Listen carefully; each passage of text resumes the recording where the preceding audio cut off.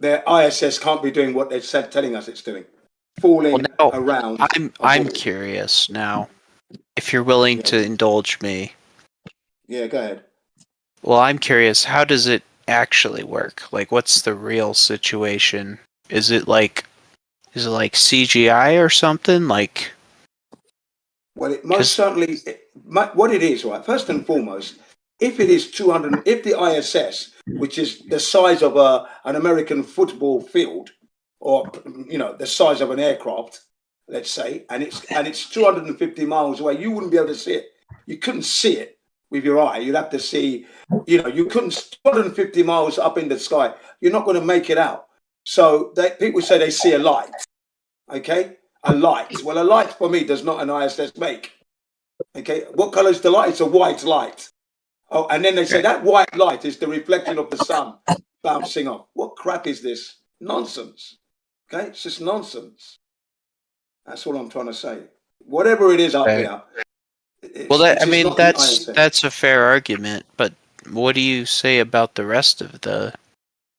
I mean, they got cameras and stuff on there. Like, what's the explanation for that? Oh, that's in the studio. You must remember that NASA is in the possession of 24, Hollywood-side studios around the Earth, across the Earth. They own lots of studios. So they are able to, produce this stuff. It's all production in a studio. That's what's going on. Okay? And you will notice that the camera angles are always at an acute angle. There's always something obstructing. It's never the camera underneath and it's got a 360-degree view. They never put the camera in a good position to see it. And even if they're worried about the velocity, then you could have it in a dome. You understand? So you've got this little dome in there and the camera can do its 360. So it's not subjected. Right. So you know what I mean? So come on. Why do we get these obscure bloody angles? We get the angles of the suspension of a rally car and just undulating going over the course, and you see the tyre and the suspension full length squashing down. A beautiful angle. They're right there, live action. Do you know what I mean? So what's going on? Yeah, that's a good question. Like, and that makes me think, like, why would they even bother doing it at all? Like, what's their underlying goal? Well, it's all about control of the masses, which they've got firmly in their grips. They've got the people's minds. Everyone's been indoctrinated here. So people are completely brainwashed at this point, sleepwalking drones at the moment. And they want to continue that because they've got the control of the human race. They're amassing wealth. And that's what's going on, basically. We're being devalued. That's what it is. And the devaluation continues. Right. Yeah, potentially people's ignorance is their bliss. Yeah, that's right. That's why you see them doubled up in stitches in some of these memes, laughing their heads off because they've got it all under control. They're laughing at how stupid we are. We, the 99%, controlled by the 1%. I mean, that disparity is disgusting, shameful. Well, but the ignorance is fact. It's correct. The ignorance, man. You travel around the world, it's shocking the lack of knowledge people have. Just trapped. Listen to this. Today's advertising for the new Nintendo. One black guy said, "Oh, you can play it anywhere. You can play it in the office. You can play it in the toilet. Do you know what I mean? And you can relax." The new Nintendo. Who's on the computer? The world is just gaming crazy now. Who's on the computer? Gaming when you're having a shit. Let me have a strenuous one. Yeah, I'm playing. Who's on the computer? Yeah. Anyone on the computer? Well, I'm on the computer. Go to ISS HD Earth View. Oh, okay. Right. Yeah. The what is it? ISS.HD.EarthView? Yeah, something like that. Say you can continuously monitor. Oh yeah, I think they have it on YouTube, don't they? Yeah. Yeah, they have it on YouTube. That's right. Yeah, but that's a CGI image, though. You will notice that's not real Earth, is it? Look at the way it's lit up. I mean, it's like there's a light inside the Earth lighting it up. Well, okay. I'm gonna try and play fair here, right? I would assume that according to what NASA says, about every 40 minutes it orbits the Earth. So after 90 minutes. 90, somewhere 90. between now and 20 minutes from now, I would expect it to go dark. No, it's every 90 minutes, not 40 minutes. Okay, Every sorry. 90 minutes. 90 minutes. Yeah. So I would expect, 45 minutes from now it would go dark, right? Should do, shouldn't it? Well, what? Well, I mean, I don't know. You see, that's the thing. You're outside of the Earth, 250 miles up. So right. when you're following it, it should go dark. It should be lit up one side, and then it should be dark, and all you got are like little lights, supposedly. Yeah. So okay, you keep so watching. it's late right now.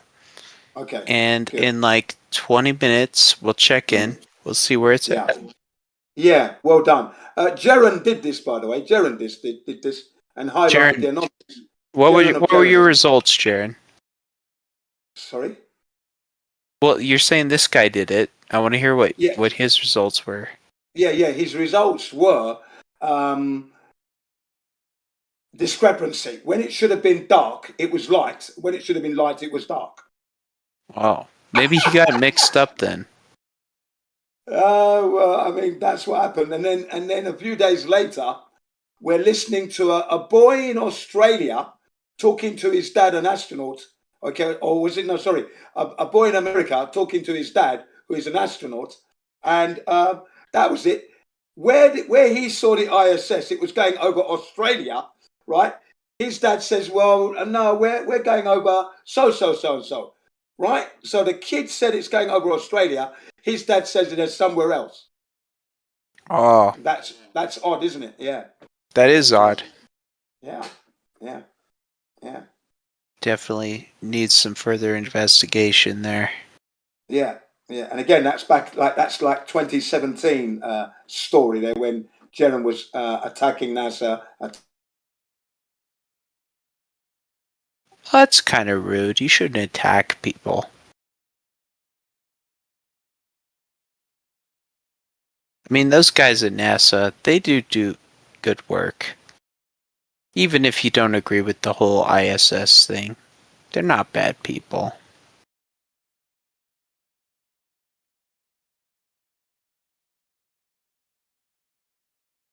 I mean, I guess what I'm confused about is like, if there's this whole conspiracy to like hide the truth from people, like, what's the motivation behind it, you know?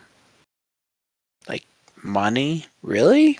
Because it seems like it's pretty easy to make money without doing some sort of conspiracy. That's why some people think it's much deeper than that. Right, and that's very interesting to me, and I would love to learn more about that. Are you spiritual? I am, yes. So do you believe in a creator? Not necessarily, no. Okay. Well, many people, the vast majority of the world believes in a creator. You've got Christianity number 1, Muslims number 2, Hindus number 3. I think atheism is pretty much like the flat earth of philosophy or society, maybe 10%. I'm not an atheist, though. Oh, nice. Okay. Yeah. I mean, the Abrahamic religions are all very similar. Then there's the Eastern religions. Yeah. Creationism's a very common spirituality. Yeah. So which one is right?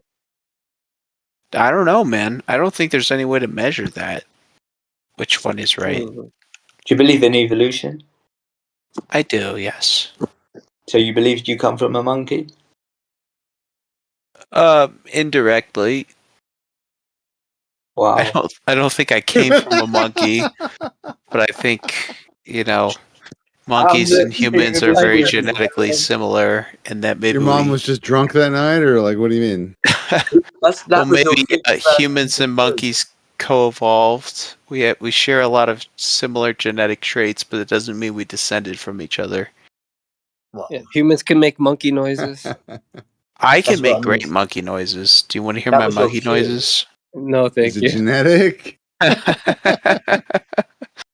No. Sing, I mean, and look, I don't want to be hostile here. I don't want to piss people off because I'm not here to like challenge people. I'm genuinely here to like learn. So I don't want this to be hostile. You want to Love it. learn about? I want to learn about the flat Earth. Amazing. That's what I'm trying to learn. Right. Flat Earth. And I'm not trying to be hostile. I'm not trying to like argue with people. It's just something I don't know a lot about, and I'd like to learn more about it. So you're a flat earther? No. No, unfortunately, I'm not. Well, we're all here to learn about the flat earth too, so. Well, that's great. I'm in good company then. Definitely. So there's 3 primary models. Can you name the 3 by chance? I have never even heard of the 3 primary models. Okay. One's called the infinite plane, not so popular. That means the plane just extends in all directions for, Right. I think, like space. Infinite space. I've heard of this concept before. I don't think I've heard it called that, but I have heard of like the idea of this. Okay. Yeah, I think maybe it's similar to space. If there's no limit to space, or it's expanding, maybe it's like that with the Earth, the flat Right. Earth. I haven't looked too much into it. It appears to have been debunked by Yeah, the I've potential heard of this horizon. before. I've heard different arguments for it. Okay, yeah. So the next one is Flat Earth Society. That's the one you've heard Obama mention 3 times. And you'll see, I've honestly never. I don't know what this is in reference to. well, Terrorists. let's say the Earth is flat, and but you're trying to tell people it's otherwise. Let's say the globe, and then let's say the truth is starting to leak out there because you have access to the ears of the people somehow and the eyes, Right. and now it's been brought to your attention. Let's say that you're in charge of intelligence. There's the word getting out about this particular topic. What they would generally do is have some sort of counterintelligence. So they would, if they don't create one, they would have to infiltrate it, etc. Okay. How does this link up to? This sounds like more of like a political thing. I'm confused as to. So you talked about the infinite flat Earth. What is the difference between the Flat Earth Society and number 1 that we just talked about? Supposedly, in flat Earth society, the Earth is on an upward trajectory, and that's the explanation. So Earth is moving, unlike infinite plane, where it's maybe stationary and not moving, and it's Okay. maybe the basement of space in some people's minds as well. Maybe in this model, it's actually like a disk, I believe, with a projection of some sort of or layout of maps, but it's on an upward trajectory in space, and that's Okay. what explains the downward, I guess, force, quote I unquote. see. So that upward movement of the Earth would explain what we call gravity. Yeah, Okay. and then the third most popular is the ancient Hebrew conception, along with, like, if you're Muslim, it would be maybe like the Muslim conception, or if you're maybe Norse, maybe there's Norse people out there that are flat earthers. They think it could be what the Norse. Okay. And what is this conception? So the biblical one, people, I speculate because I believe there was just so much information revealed from the Creator Himself of this earth and realm. He uh, he revealed it to people who were capable of having it recorded, because He anticipated in the future people would be it would use to be a lot of the things would be used against us, so it would be on record. And it was revealed directly from the Creator, so they didn't really have to go off and do some measuring and guessing, because they couldn't fly above the earth and see it from far enough away. So the Creator revealed it to them, Okay. and just like the rules. And yeah, I guess that was confirmed by Dr. Michael Heiser. He claims to have been the world's greatest biblical ancient language scholar, and everyone else was trying to pretend to be like him. So was can I ask, how does this functionally differ? You've offered two different possibilities, right? One where it's an infinite plane, and a second where it's a finite plane that's moving upwards. What is the functional difference in this third divinely inspired model? Yeah, so essentially, he illustrated and had it animated, but there would be the circle of the Earth with mountains at the end, enclosing the circle of the Earth, and from the mountaintops would the firmament extends, and essentially it looks like a dome, Okay. or that covers, and then below the Earth is the waters of the deep with maybe Sheol, which is like a representation of hell, and then on the outside of the firmament there's the waters from heaven, and then above heaven, above the firmament and the waters is the kingdom of heaven as well. And then there's even a gate to heaven. So I think heaven's gate. That's Yeah. okay. In this, is there a gateway to hell as well? I would assume there would be, but Maybe not so much a gate. It's probably open, but in this Earth model, it's stationary, not moving. The sun and the moon are underneath the firmament, and then okay.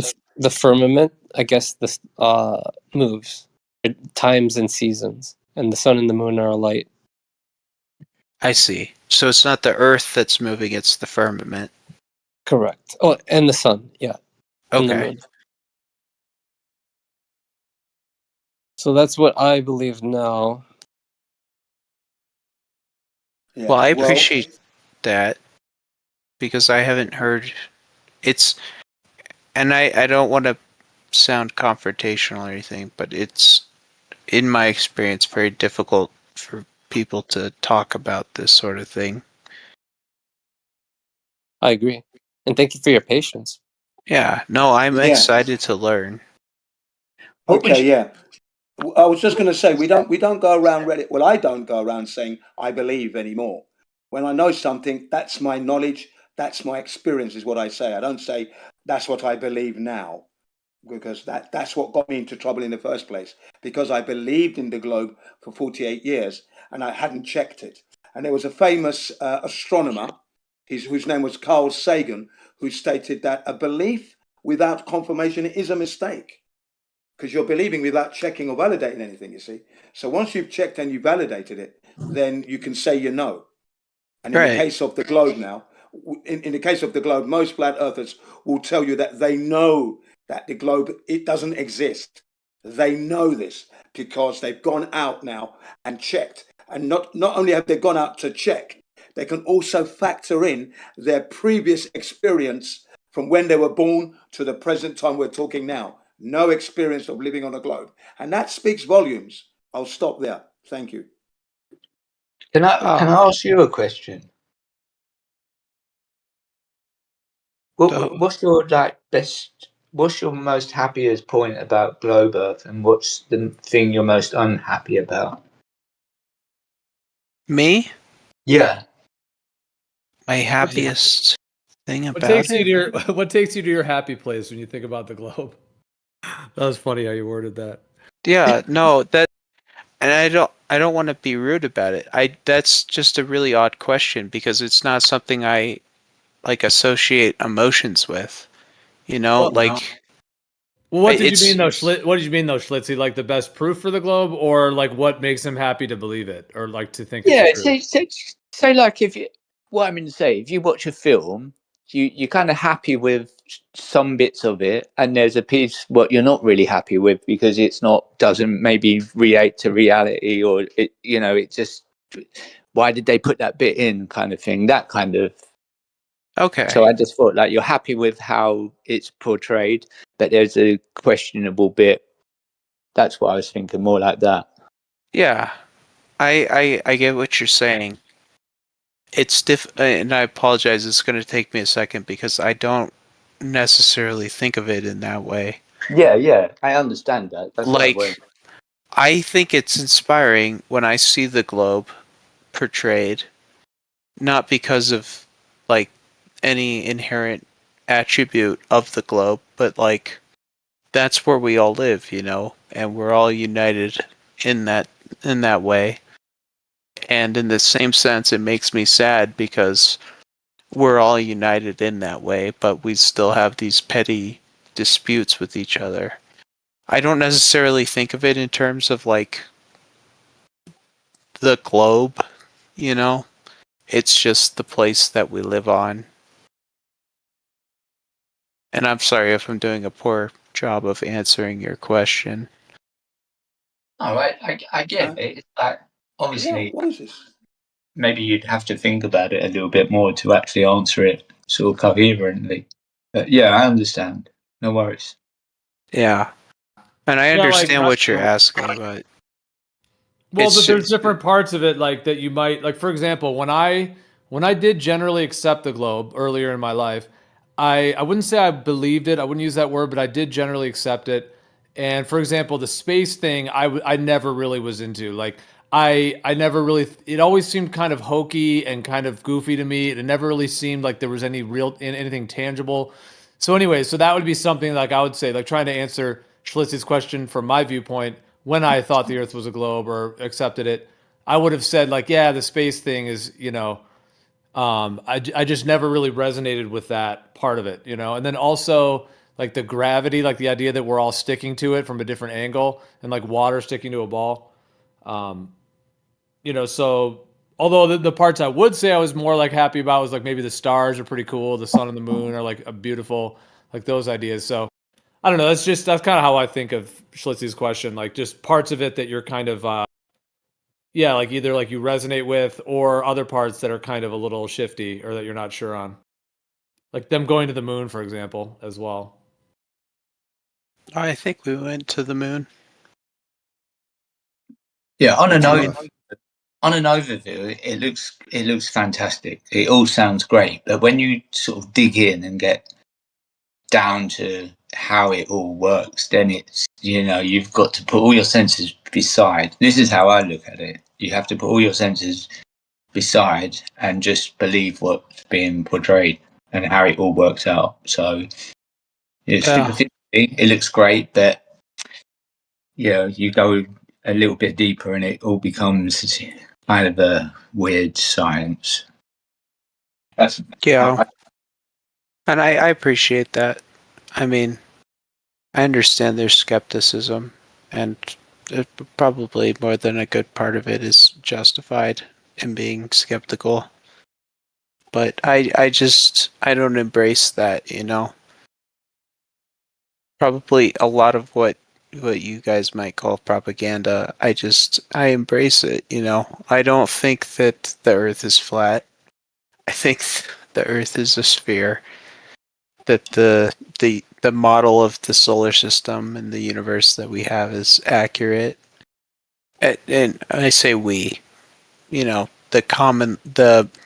most commonly accepted models I believe in.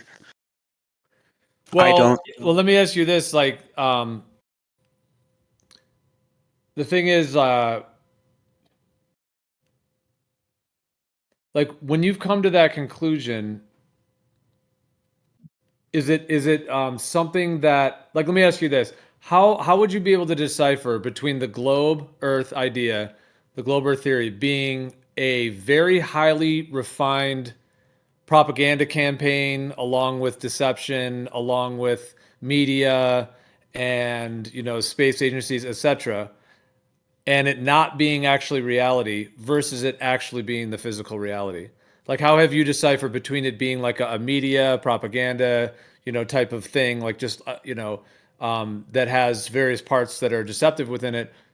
How have you isolated that versus it actually being the physical reality that we actually live?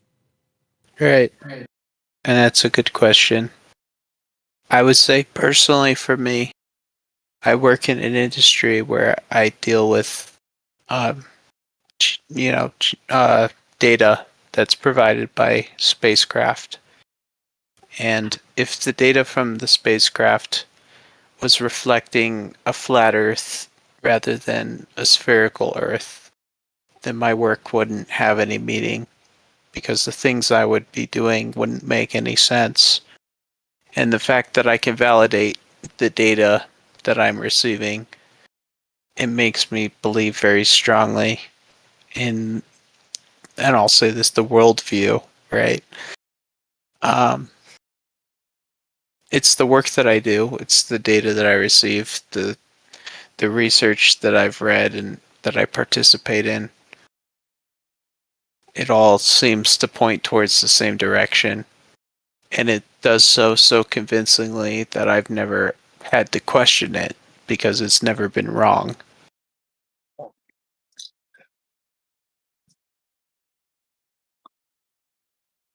So that would be my answer to that. It sounds interesting what you do. It sounds more interesting than it is. Even though I don't know what you do, I'm just trying to imagine what you do. I work in remote sensing research for the United States government. So my job is to analyze the data that comes in from the satellites that they put up and to make predictions based off of that data. So how does the data come in then? What kind of data do you get? Because you must be getting raw data, yeah? Yeah. So how is that presented? When you receive that, what do you receive? Well, a lot of agencies that operate satellites just directly stream in the data that they get from the satellites. That's typically done through radio. We also use aerial and UAV imagery. And then we also do ground validation. So we go out in the field to look at the stuff that the satellites and the drones looked at, and we confirm that what they saw is what we saw on the ground. And then we make our predictions based off of that. Are all the satellites sharing information, or is it just like satellites from the United States? Or is there sort of like shared satellites? No, I mean, I'm working off of, we have one satellite network from the United States, the Landsat, which is a Landsat 8, which is a older U.S. satellite constellation. We have Sentinel-2, which was put up by the European Space Agency. We have Prisma, which I believe is mounted on the.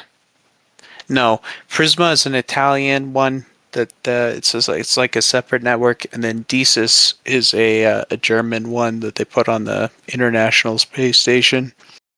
They don't talk to each other, but we have to do work to make them fit together when we do the analysis. Do you think that they're allowing one another to spy on each other, survey their land, see what they're building, access to their military sites, etc.? Yeah, I mean, most of them don't have high enough resolution to actually do any. Most of them are like 30-meter square resolution, which is like you couldn't even see a tank with that, let alone like a car or a person. It's good for large scale stuff, like if you're doing agricultural research, but it's not good for like military applications because the resolution is so low. Yeah, I'm sure military has other ways to capture.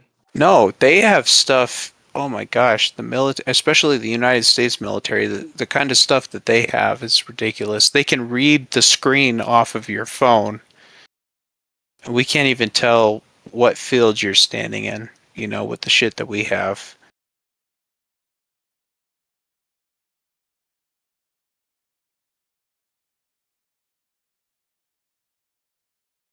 I mean, the stuff that we have is not for military purposes. It's for civil, agriculture, maybe infrastructure planning, flood control, agriculture, weather forecasting, that kind of stuff.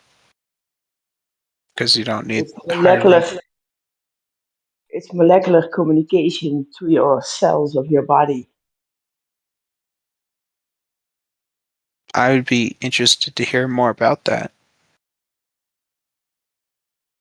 Yeah, I'm working at the moment, but look up Sabrina Wallace and the WABAM, the Wireless Body Area Network. You'll find out.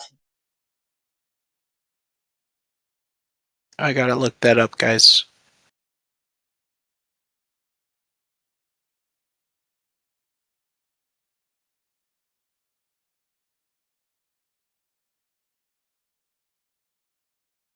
The tennis player?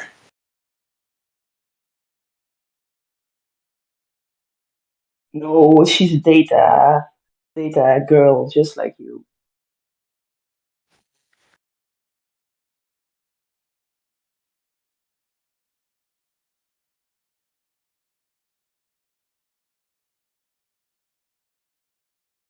It's the way they use your eyes and basically your electromagnetic field of your own to look around.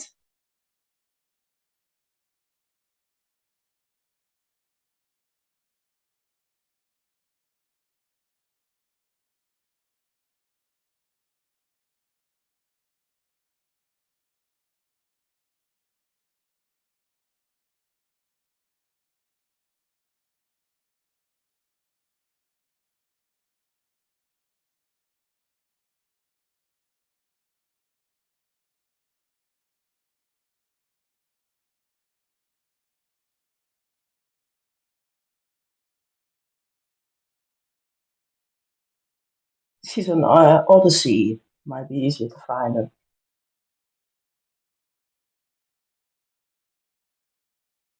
And she's called Psy Energy over there.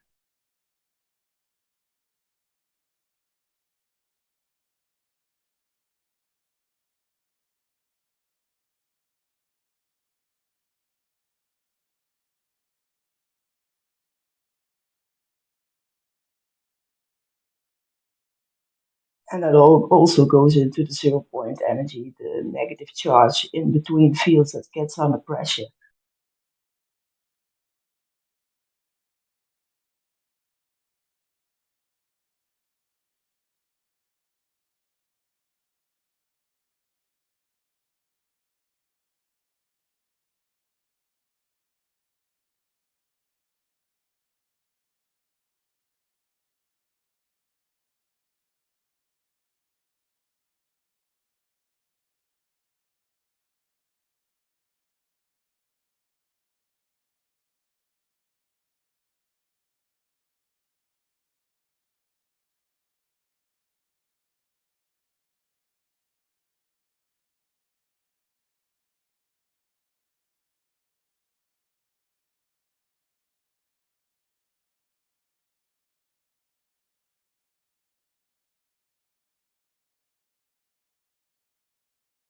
Chat, tell me about the flat Earth.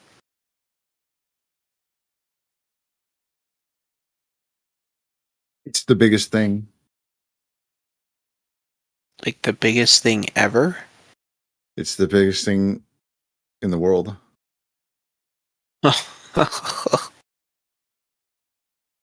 Yeah, it's the biggest deception ever. The biggest deception. It's the biggest thing. A lot of people don't know that. Yeah. Let me just go back to the question that was asked of you. What made you happy about the globe? And your answer was a fair enough answer, because most people are taking the globe for granted. Now, if I was to answer that question back in 1988, yeah, I loved the color of it, the blue marble. I once traveled over 60 miles across London, all over London, to try and buy t-shirts with the globe on it. I didn't find any. And I went to the places where I regularly saw them. All of a sudden, I want to buy them now. I can't find any. You understand? That was back in 1988. So I never ended up buying those globe t-shirts. I ended up buying t-shirts dealing with apartheid and the African National Congress and fighting against apartheid. That's what I ended up buying on that day. I couldn't get a globe t-shirt anywhere. Okay. But yeah, most people took the globe for granted. They do that today. But they're not really attaching themselves like we are, like I was. I was passionately in love with the globe. I wanted to promote it. That's where we live, as you said. So I have that. I love nature, and I always want to be connected to nature. So I wanted to promote that globe on my chest. That's where we live. Lovely place. Okay, I couldn't find it. Maybe that was divine intervention because I had my heart on my sleeve and I tried desperately to try and find it. 60 miles. At the end of the day, I gave up and I bought these African T-shirts instead. Okay, so your answer was correct to the situation where if you're indoctrinated, you're taking it for granted now. It's not. Most people are not connected to the globe as such. So, I thought that was a good answer you gave. It fits perfectly with people who have been indoctrinated and you're taking it for granted, basically. And as Rick said, it's the biggest thing, the flat earth deception ever. Biggest thing. It really is. Right. I could totally appreciate that. Well, in more ways than one. Yeah. Biggest thing. I mean, my big thing, I just don't know why you would lie about that, Well, if you could, you would. But why? What's the motivation behind it? Well, if you're in a position of authority and you want to make sure that your lineage has authority, you find other people who have lineage and you work together to undermine the general knowledge of the public. You give them the tools to understand basic things in a basic way, but not really enough to overthrow your ability to control it. No different than the guy who built the water car. He disappeared, or energy is coveted, and certain technologies are coveted, and it's scarcity creates demand and value. So the people who run shit, they want to command the worldview of the populace, because if they don't have an answer for the sky, then you're going to go somewhere else to get it. Doesn't that undermine their original intention? If you went somewhere else to get the answer, then they wouldn't be the person you look to for answers. Why would you lie about something like the sky? The way I look at it, wouldn't you lie about subjective stuff that can't be proven? You lie about identity politics, religion and politics, and they do that too. The stuff that doesn't. Right, they do that, but why would you lie about something that can be observed and proven? That seems counterproductive. It can't be, though. Anything that could be lied about, they take a position on. Period. So if they could lie about the Earth, they would, to the extent that they could. Right, but can't you prove it? Nope. The horizon, look, there's two problems here. The horizon in the globe is physical. In the flat, in reality, the horizon is an optical phenomenon. Okay. But can't there be certain characteristics of the Earth, regardless of whether it's flat or round, that you can just prove outright? Depends on what you're talking about. Whereas, certain aspects of religion or culture they're inherently subjective, so you could never prove that one is right over the other. Well, you would think that more things are provable when it comes to the Earth, but it's actually, beyond actually observing the whole Earth, it is not necessarily a scientific claim. So that it's something you could lie about because no one is going to space to look at it or measure it or any of that stuff. But haven't we sent satellites and people into space? I understand this is something that we might disagree on. Anything that could be satellites is more than likely like a system, a mixture, an array of ground and sky technology. Nothing to do with outer space. I just don't believe that. Well, and I apologize. It's not a personal thing. No, that's fine. It would be easier to have it have a system like that. It would be easier, actually. I disagree because they could actually maintain it and it would be cheaper, and they could fleece the public for, trillions of dollars for space activities that aren't actually happening. Every time you make a satellite, you hand it over to a more formal agency who handles that. You have to give them all your software. They have to have all the modeling. They need to know what the data is going to look like.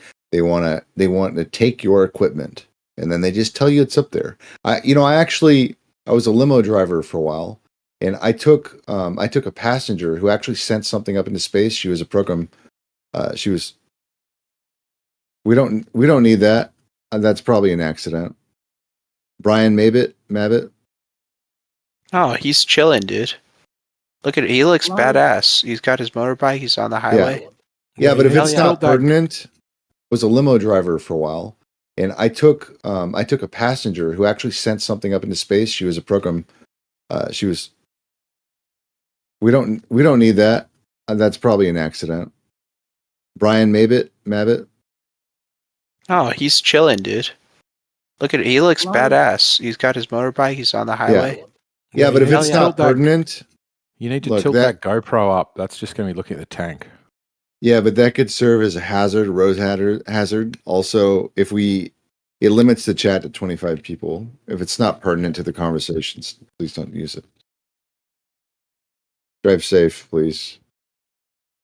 But we don't even have 25 people in here. Well, it's about to be morning, so calm your tits. Hey. So getting back to the conversation, you were telling a story. Yeah. You were a limo driver. Oh, yeah.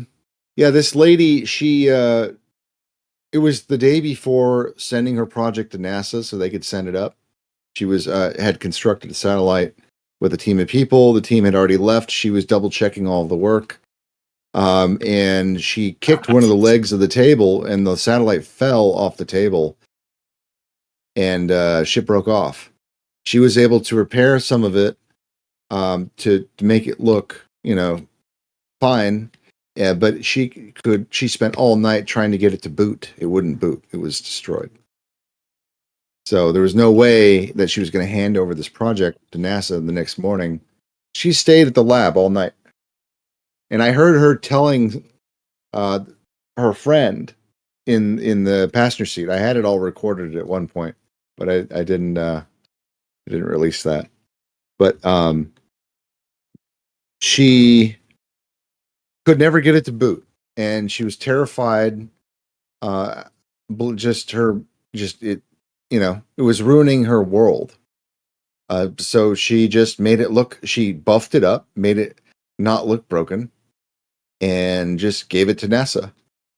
And then several days later, once it was launched into space, it just started producing data as if it was never broken, and they never said anything.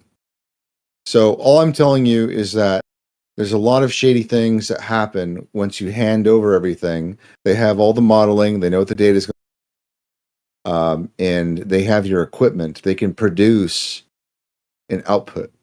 They can make it seem like it's actually there when it's not. And depending on what the project is, it may or may not be pertinent. There are some satellites I think are up there, but just in a different area. And the way they function are somewhat identical. But then there's others that I think are just entirely, just bits on a hard drive pumping shit out. So you think some of it is real and some of it's not? Depends on the functionality of it. Yeah, the application. Would you say that there's a sort of like a benchmark for this data just keeps going, and then they can just add things to it to sort of interpret? So I don't know. I know that they. There's thousands of satellites that have been up there for over 30 years with no maintenance. Literally, have batteries, capacitors, all kinds of like what would be considered like materials that have a life. You know what I mean? Shelf life. They have a shelf life, especially in the harsh environments, and there's literally no maintenance on them. They just keep going. Yeah. The longest I've seen is 40 years. Yeah. Well, you would imagine at some point, I mean, just you have to understand we're dealing with the most formidable opponents, and they have been engaged in this activity for a very long time. Well, can I ask, why do you call them opponents? Like, what evidence do you have that this is like a consolidated entity acting against you? Yeah. No, I mean, I'm a man of God, and I think that anybody that lies to the public is not a man of God. Okay. That's just me personally. Not to say that everybody knows. Like you probably don't know. You probably don't know, and your satellite may actually be somewhere doing something, even if it's at a different altitude or being run by a different mechanism, or something like that. It's multiple satellites run by multiple governments across the entire planet. Maybe. So this conspiracy must be vast, right? It is. Yeah, let me give you an example. So, vast. Yeah, it is vast, but yeah, let me give you an example. I'm sorry, Jin. Okay, go ahead, bro. Yeah, I was just going to say about the sorry, thanks. I was just going to say about the satellites. It's a begging the question fallacy, because the environment, as it's been described to us by the experts themselves, tell us that the outgassing phenomena will kill anything we put in there in the vacuum. Okay, so they can't be there. Okay, the outgassing would kill it. The cold welding would stop it. Then you've got the micrometeorites, radiation. Oh, cold welding. That's flares, a good one. The vacuum Forgot itself. about that one. Yeah. I mean, come on, but man. Dwayne Gish, how fast can you gallop? No way. Yeah, it's important. It's not Gish galloping at all. On the topic of cold welding, they do take pretty harsh precautions to avoid that. They use non-reactive metals like aluminum and gold. Unfortunately, they don't cold weld. Aluminum and gold will outgas. They're going to outgas. Not if they're highly refined. No, which they are, which is the reason they cost so much. From Earth. It's a mineral from Earth that has been manufactured into a product, something that can be used. It will be outgassing. There's nothing on Earth we make can withstand the vacuum of space. Nothing. So there's no way you can escape that. Okay? There is ways. Nothing. I mean, you can manufacture them in a vacuum. You can highly refine them, manufacture them in a vacuum. Unfortunately, the vacuum of space will kill it. I've witnessed such outgassing at 10 to the minus 1 torr, where the mobile phone exploded before 24 hours. Then I've witnessed from an MIT students put some film canisters, the little rolls of film that you put in your camera, into this vacuum chamber, small one, pulling 10 to the minus 6 torr, and you see the smoke coming off the canister. It's outgassing. That's 10 to the minus 6. Well, I believe. Hang on a second, please. Space is much harsher. 10 to the minus 7, 10 to the minus 17 torr, 10 to the minus 11 torr, where the moon is. These values accelerate deterioration to magnitude. So there's no way that what we have as man-made objects, products, materials will outgas. It's unavoidable. That's God's law there. Thanks. I outgassed while you were saying that. Yes, of course you would. Everybody outgasses whilst your eggshells cracking. But there you are. But that's the truth.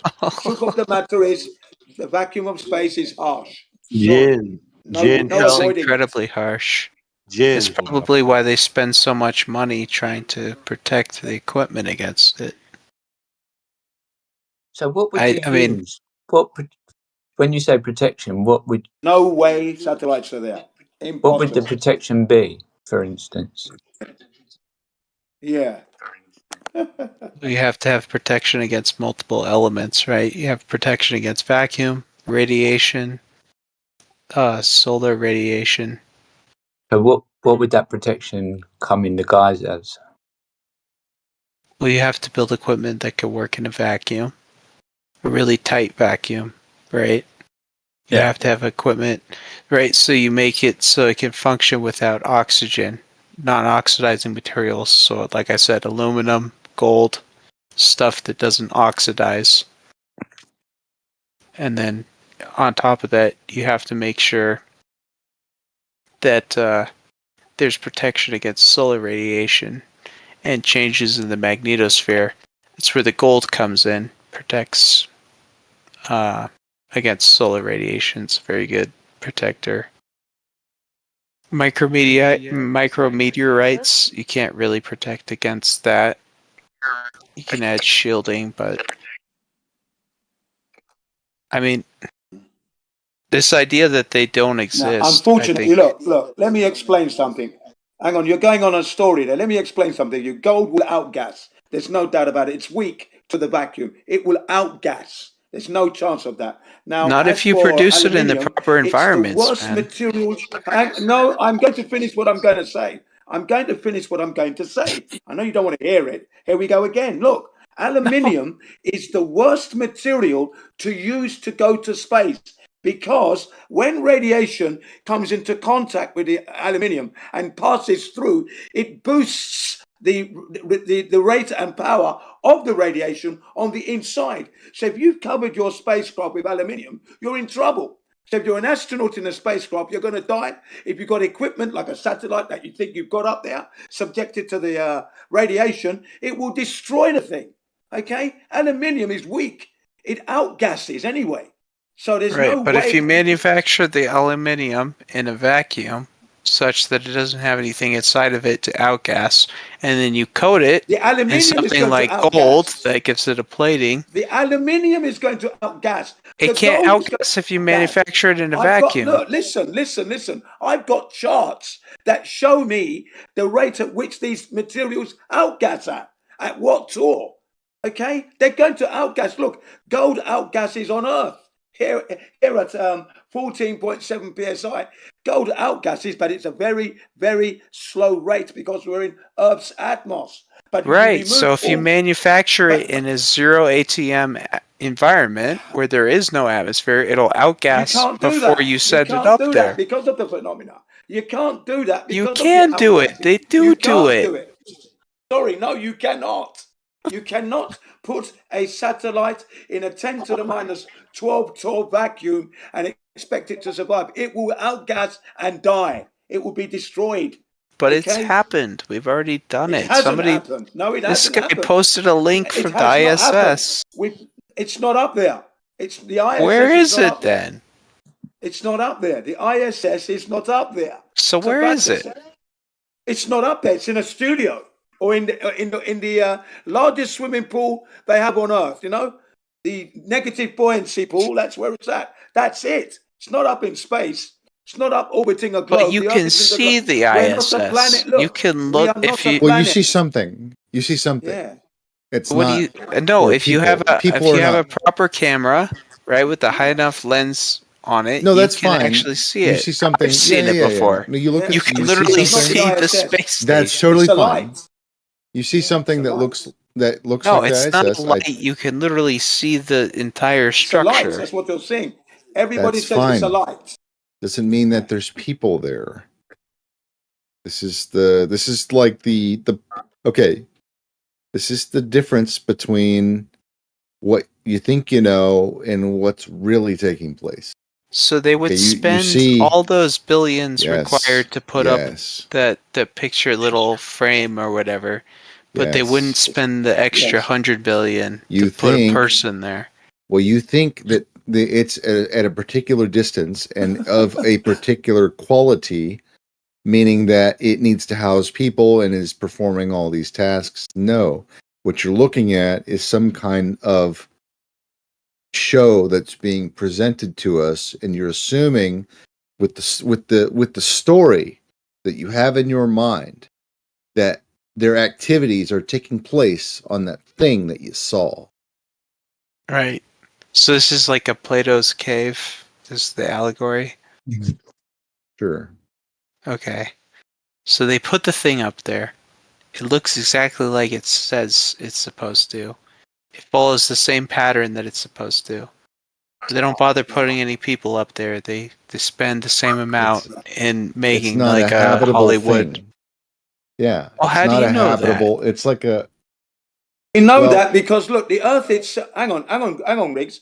We know that because currently you yourself haven't actually seen the curvature of the Earth from Earth and gone out to measure it. So you can't say you know the Earth is a globe. We can say we know it's not a globe. And from that moment onwards, whatever's been built upon a false premise has to be null and void. Well, I haven't said that I telling think you the about Earth is a vacuum of globe, space, man. that I'm not you seem talking to think about they that. can build things that can He's not trying to debate, survive Jin. it. They cannot. Yeah, bro, calm down. That's what I'm. Chill. You said that you are. That's where we live, and you're proud of it, and it makes you feel good. So you clearly said that Yeah, clearly. we live on I'm taking Earth. what you said as gospel. Do you think we don't live on Earth? You said we live on a globe. You said we are a planet, and that's what we're going with. Okay, so Jim, so let me throw the ball back in your court, okay? I don't want to put you on the aggressive. You sound very worked up. I don't want you to be worked up. The Earth hasn't been proven to be a globe. Okay, so let's change this conversation. I'm going to accept. And what methodology? Jin, calm down, bro. Calm down, okay? Let me speak for a couple minutes. What? Calm down. Calm down. Jin, you're gonna have to let him reply, bro. You prove it with the globe. Oh no, he doesn't. Spinning. Jim, How did you do that? Calm down, bud. Calm down. You didn't do that. So you're just running your mouth. Okay, Chardy, so on a belief system. Just to let you know, Chardy. I'm talking Dude. from knowledge, experience, okay? I love the passion, that but man this isn't, cannot this make isn't how anything that will survive in a vacuum. Whatever we put in there will be destroyed. Jin, can you calm down for 1 second, okay? Listen. Through the outgassing, or in America they call it degassing or off-gassing phenomenon. Okay, Jin, my man, you're gonna have to let him respond. No, don't mute him. Come on. I just want to. That's tough. Look, I'm not trying to argue. I'm asking.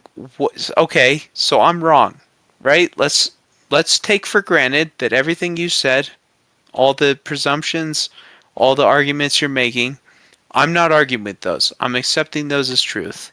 So let's go beyond that, and let's tell me about how the Earth actually is. Oh, he left. Oh, God. Maybe, I don't know. You're not losing anything. Or what? Yeah, he sounds pretty worked up. I hope he doesn't have a heart attack or fucking... No, that's just Jin. Yeah. Dude, Jin's gonna outlive us all. There's no way that goes. It's true. Jin is gonna... Dude, he's gonna outlive us all, bro. Seriously. Yeah. Jin, are you back? Are you back, Jin? Jin, I want to ask you, what is the proper interpretation of reality? I don't want to argue with you. I'm not trying to prove anything. I'm here to learn. Yeah. You know, I don't want you to preach to me. I'm not trying to preach to you. I just want to. Well, I want to you learn. are dismissive. You are dismissive of the facts that I give you. So it's not. You're dismissive of the facts that I give you as well. Hello. You're not giving us any facts at all. You're not. You're saying this. You're telling a story. Oh, well, they must have been able to produce and protect using gold. I'm telling you that gold outgas. You're ignoring the fact. It's a fact that gold. Hang on a minute, please. Because that's what I'm trying to tell you. You keep interrupting. Now, it was his turn to speak. Jin, calm down, bro. Take a deep breath. Speak.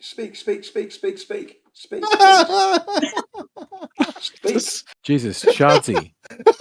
Calm down, Chardsy. Oh, I don't know. You seem to be getting quite worked up. Dean, are you speaking? I'm listening. I just want to learn, okay? I'm here to learn about a completely different... You're not accepting what you're learning. You're not accepting. Okay, well, I don't want to hear about the minutia of why I'm wrong. It's not the minutia. Okay? Again, you're devaluing. When you use the word minutia, you're devaluing what we're trying to do for you. You want to learn, but then you use the language minutia. Why don't you just pay attention? Why don't you just pay attention to the facts that we bring you? That's all. I don't That's want all to about. argue about off-gassing, man. I want a Well, larger it's reaching a problem, isn't it? overall That's a explanation. problem, though. Tell them how Off-gassing you is a can't problem. poop in space, dude. Hey, Jin, let's just it let is a some other problem. people get in at the least. Can we at Yeah, least do go that? ahead. Go ahead. Go ahead. All right. Just, I want to learn It's about the hard, flat sir. Earth. I want to learn how the flat Earth works. I'm sorry that I argued. Obviously, that was a How- mistake. I Chardsy, want to how long learn. is this conversation. I don't How long- fucking know. Probably a couple of fucking hours at this point. Well, I mean, you seem to know a little bit about what's inside. Oh no, I mean Not I've like been. you're familiar with. Yeah, so here's my problem, and I won't say problem, that's, rude. I have talked with a lot of people who believe in various flat earth models, various belief systems that revolve around, sorry for that language, about the flat earth. Yeah. My issue is that a lot of people who believe in the flat earth don't seem to agree with each other as to what the flat earth actually entails. Yeah, I am trying to figure out, what is the flat earth? What does that look like? What is, You how need a does model. I even just like an Welcome to explanation, Flat like, Earth. Yeah. it's flat earth, right? But what does so that yeah, mean? Is it infinite? Is it finite? Is it We're all here trying to learn. But the critique Okay. of the fact that there's multiple models and multiple people espousing different models, and that's just indication of what it's a heterodox position. We have no centralized authority, so expect there to be a centralized sort of idea around we're all oriented. We're actually sort of more, my perception is very orientating around it. Yeah, just sort of. Right, and I can appreciate that, but it makes it very difficult to try and understand it. Dude, you recognize that society, in every other version of society, is always tried to lie to itself, right? Right, but then we get into this thing where it's like, okay, society is lying, but what are they lying about? Why are they lying? What is the alternative that they're trying to push on people? And all of these answers don't seem to coincide with each other. Everybody has a different theory, it seems like. I totally understand that. I understand like the concept if it's not necessarily like a centralized movement. But then you have this channel called the Flat Earth, right? Or whatever the fuck it's called. And everybody here seems to generally support the same thing. But then I start asking questions about the why and the how, and everybody has different answers to it, and there's no like consistency to it, and it makes it very difficult to understand. Well, the thing is, it's where we live. It is intense. It's spiritual, and there's so many components to it. It's a complex.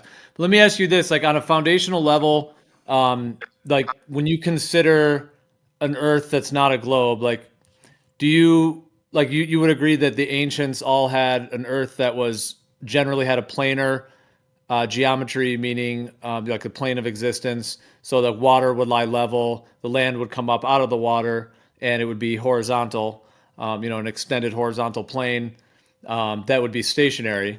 And then the sky would be above, which is actually in motion, versus the globe model, which says the Earth is, wrapped around a sphere. That Earth is actually spinning, and then the sky is actually all the way surrounding the globe, light years away, and then the globe is spinning. So like you understand like those two, like just the basics of like stationary and planar with the sky above, versus obviously the globe model, because everything comes from that stationary model, like originally the planar and stationary, all of humanity essentially. So like a lot of the even in like Stellarium, like in this like star software, it'll have both of them interchangeably. So like, do you agree with that? Just like foundational part in terms of the geometries of the differences between those? To an extent, I would. But I think even if you look at ancient civilizations, the Mayans, the Greeks, the Egyptians, they had ideas of, a shifting cosmos around an Earth that wasn't necessarily flat. I think that concept's been understood for quite a long time by multiple civilizations that were independent from each other. And I think that's observable in the sky. You know, and that's where really I'm getting at. I'm not trying to argue. I don't understand the basis that you guys are coming at with this. Well, let me ask you this. So yeah, and those are all details we could go into some of the specifics of the different ancient cosmologies. Those ones you mentioned all had a stationary planar, like the Egyptian. That's why they have Nut and Geb, which is like the dome above the planar surface in the Egyptian, for example. Yeah, so they have a stationary planar. So do the Mayans, the Aztecs, and so many others. Virtually all of them, like the ancient Vedics, the Norse, the Chinese. I mean, virtually everyone. Right, but if the Earth is flat, these civilizations spanned across both the northern and southern hemispheres. If the Earth was flat, they would have been seeing the same stars, but they didn't. They have different stars because different stars are visible from different hemispheres. You can't see the northern stars from the southern hemisphere and vice versa. And that's reflected. And, you know, I won't say all civilizations figured that out specifically, but it was known quite a while ago that you see different parts of the sky from different parts of the Earth because the Earth doesn't reflect all the same parts of the sky at all different points. Of course, yeah, you can't see the whole sky in any one place. Over a Right. planar surface, you can only see a local region of stars. Right. So About my half, question or would be however then big. is like, how It's does that work interchangeable. on a flat Earth? Because it seems to line up pretty well on a spherical model. But how do you see the Pleiades only in the southern hemisphere and the North Star only in the northern hemisphere if the Earth is a flat plane? Like Well, that if doesn't you were make in a geographic sense. if you were in a massive warehouse and it was incredibly large, it was like, you know, thousands and thousands of acres, and Hmm. you were in one side of it, you would only see one portion of the ceiling of that warehouse. And then if you moved to Right. another side of it, you would then see the other portion. So just like you can only see a local portion of land, you can also see a local portion of sky And I just in a understand that planar surface. concept. I understand the idea there. But Yeah. all the places that are in the southern hemisphere, on a flat Earth model, they would be on opposite sides of the planet, yet they can see the same stars. I do not understand that. Right? Like if you're in Argentina and Australia, you're on opposite sides of the planet, yet you're seeing the same stars, but you can't see the same stars that you're seeing in New York or London. Yet those places are, you know, closer together, and Argentina, Australia are much further apart on a flat Earth model, significantly farther apart, but you can see the same stars there, but you can't see the same stars that are half the distance in London or New York. So how does that work? It has to do with angulation. I went to Brazil and I went to Isla Margareta, Venezuela, and Fortaleza in Brazil. You do see the pole star there, but its position has changed. In the north, it is high up in the sky. Those positions, it's almost close to the horizon. So it depends of your distance to the sky, to that star, and which angle you're going to see it in the sky. Okay, and did you go to New York or London and you look at the Pleiades? I mean, it Never just been, doesn't make I've sense to never me. How been to can the you States. you I've never, can't never see been to every the star States. on Earth So from I any live in the point on Earth? Netherlands. Okay. Yeah, But it you wouldn't be expected that you would be able to see the entire celestial sphere. That's why, like a planetarium, essentially you have a planar floor and then a 180-degree hemispherical shape around you. The planetarium has kind of a dome shape to it, and you have a planar floor. And whenever you right. pull up a latitude, longitude, you're pulling up a particular position, you know, of a lat long that you're pulling up a view of the sky. And when Right. you have like, if we even if we go with the two poles, like you have the northern rotation and the southern, that's why when you're at the equator, you see half of each rotation of the celestial sphere. And then as you go north, the one in the north gets closer and raises in elevation as you get closer north. But then if you go south from the equator, the opposite happens. The southern rotation gets closer. So if you're in New York, you're going to see the stars in the northern relative to your position and your latitude, etc. Whereas if you're in the south, you're going to be seeing the southern stars and Right. in that position. So there's And that's northern and exactly southern what I'm stars. saying. But how does that work if the Earth is flat? Because the sky would have to be a dome overhead. And as you go further from the North Pole, the distance gets further apart from everything else. So if you're in Argentina, you're on the opposite side of the planet from Australia. You shouldn't be able to see the same sky. Sounds like you're talking about an azimuthal equidistant projection, which is just one type of a map projection. It might be the one you think of if you're associating the term flat Earth with that. But so that's what do one particular idea. And so what's the more accurate projection then? Well, I'm just saying that's just one type of a projection. It's not necessarily what all of a planar Earth, or necessarily what. It's not like an exclusive layout for what a planar Earth. Because that model really has one pole, doesn't have two, but the sky has two poles. So if you took that type of map projection and you had a second one for the South Pole, and you have two of them, that would actually match what the sky is doing. Right, but a pole is a singular location. So how can you have two singular locations on a flat plane? Just like you have two eyes on your face. Remember when I said that the horizon is optical? Yeah, well, but that still doesn't make sense. Too. No, the sky is optical too. Because you can go to both poles, and during you both are attributing a sky phenomena to a particular world phenomena. Like you're attributing it to a model. Right, because all of the parts have to interact together because they're not independent from each other. It doesn't mean necessarily actual. Okay, so something looks like it's being dipped down, that doesn't mean it's actually dipping down, right? You can have optical phenomena that makes it look like that. So if you go to the North Pole for 6 months of the year, it's going to be completely sunlight. And during those same corresponding months in the South Pole, it's going to be completely darkness. And then as soon as 6 months goes by, it completely flips. Okay. How does that work if the Earth is flat? Especially considering the distance between certain continents that people live on. Like I've said, South America and Australia are basically opposite of each other.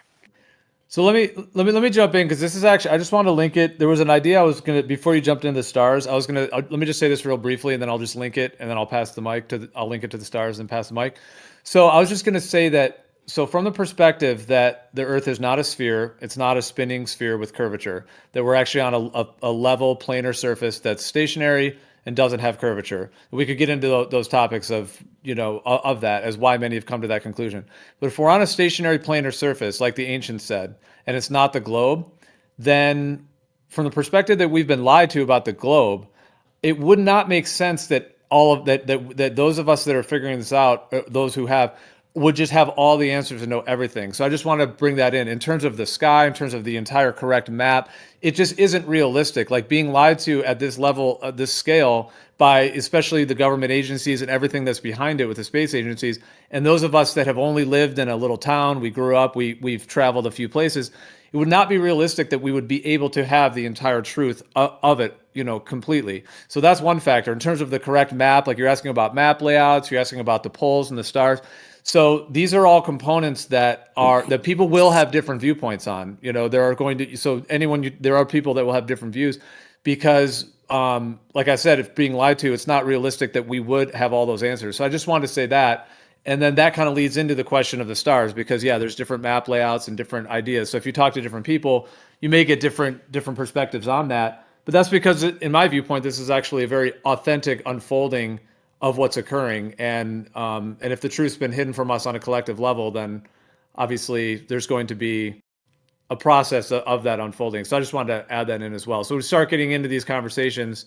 I'm just saying there are different viewpoints in terms of how the land might be laid out, how the sky exactly works, et cetera. But those are some of what might be considered more the nuances of the entire model versus just the foundational thing of, is the Earth in motion and does it have curvature as a foundational? I completely understand where you're coming from, and I appreciate what you're saying. My thing is, there are people in here, I can tell there's at least accents from at least 3 different continents in here. There should be some fucking level of consistency across 3 different continents to spawn half the Earth. There should be some model, some sort of explanation here that makes sense across. We've got Australia, we've got England, we've got America. That's half the planet right there. All of those observations should line up in a way that makes sense. There should be some sort of centralized theory where it makes sense across all of this, and I don't see it. There seems to be a lot of. Sorry to cut in. There is. But there's continuity in the flat Earth. We've got this anyway. I don't think you'd believe me if I did. Hey, let me just answer your question. Can I just respond to what you were saying? Because I do understand the thing you're bringing up there. Can you see in the chat the live stream 1 text? Can you see that channel? Just the solar maximum. It's a Bible quote in here. Am I looking at the right chat? No, it's that might be the VC side chat thing. It's above where you joined. It's live stream 1 text. Here, I'll tag you in there. Oh, I think I see it. Yeah, see a star chart. Yeah. So I just wanted to post 2 things. I just wanted to give you this as a general. I'm not trying to make any huge claims or debate points. I'm just going to post these 2 things. I just want to give one kind of simple, just a response to what you're saying. So, for example, on just pull up a quick. All right, this is just a basic AE map, azimuthal equidistant. So yeah, on any layout like that, I hear what you're saying. When you go south, you're seeing different portions of the sky because you're going out on this, equidistant circles going out, and then the southern sky, the 24-hour sun in the south, etc. So I understand what you're saying with that. I just want to say this: I'm not asserting that this is what the Earth is. I'm just giving you an idea that there are different maps and models. For example, there are people that have actually had this idea for even before the recent Antarctica stuff. This is the Lambert equal area projection and equal area azimuthal projection. So it's basically just a different type of map projection, which basically centers it, instead of centering at the North Pole, it centers it at the equator. And then what that does is instead of making Antarctica the ring around the outside, it makes the Pacific Ocean the ring around the outside, and then Antarctica remains as a continent.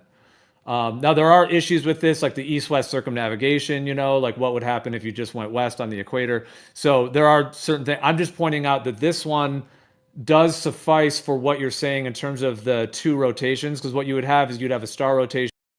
I have this one, which I threw some yellow lines on it.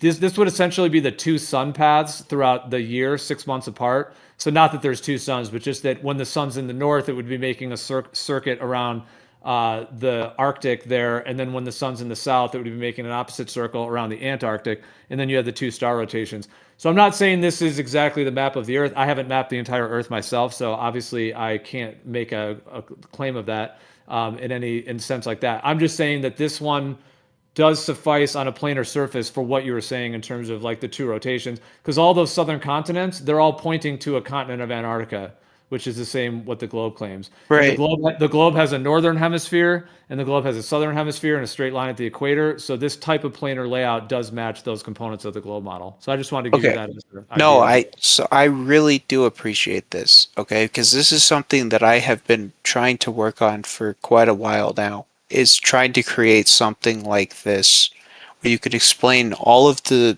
solar paths, the lunar paths, the paths of the stars. I really do appreciate this, so thank you, Gio. I don't necessarily agree with this, but I really appreciate where this is coming from, because it's something that I've struggled with quite a lot, trying to map this out, trying to, create I'll say a model that explains everything.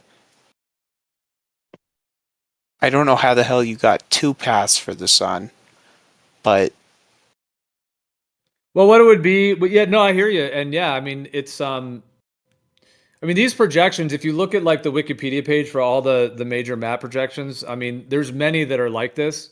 There's several that are similar. This is the Lambert, but yeah, there's several others as well. And then of course you have the Mercator map, which is like a square, but you kind of still have the continents laid out, and kind of just facing you. Another interesting thing, on the globe, like basically one side of the whole ball is just the Pacific Ocean. Like if you go to Google Earth and you kind of arrange it and you kind of move it around, you can get yeah, basically the whole half of it's the Pacific Ocean. So yep, basically it's like all the continents are on kind of one side of it anyways, in that way, even in the globe model. But yeah, I mean there are different issues with this one though that would have to be ironed out. But it's not really, and just real quick with the sun, what it would be is that, like, let's say the sun was at the equator at the equinox, it would just be making a straight line across that. Now, then there's the question, like, does it Pac-Man? Does it kind of go out one side and pop out the other? I mean, that's one of the issues with this is the east-west thing. But nonetheless, that would be what the sun would be doing. And then as the sun goes north of the equator, when it starts to be the northern summer, the idea is that it would circuit around the north during 6 months. And then as it got back to the equator, it would then when it goes to the south, it would start circuiting around the south. So it's not really right, it's not two sun paths. I actually put those two circles on there. It just shows the two paths, the idea of the two paths of the sun with this type yeah, of layout 6 months apart and yeah, throughout the no, year. and that's the problem that I've run into is that for something like this to work, either the Earth has to be moving or the sun has to be moving irregularly. It can't be following a circular pattern. It has to be moving irregularly. And I think it's easier to explain it if the sun is moving. Although it's not necessarily that irregular, because when you look at this, this is an electric field, like an electric circuit. That's on the Right, left, and then on the right is a what's called a ferrocell, which is basically a magnetic field with type of fluid that allows the visible magnetic or the magnetic field to be visible. And you see how that has two poles, and essentially what that is, that's called a stereographic projection of a sphere. So it's actually a sphere in a stereographic form. Um, right, but the sun would have so if to you look move at across the equator there, the azimuth.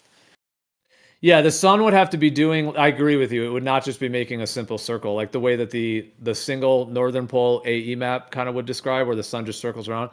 Yeah, because this would have to be doing like it would have to be kind of making this magnetic field line, the flow of the magnetic field lines.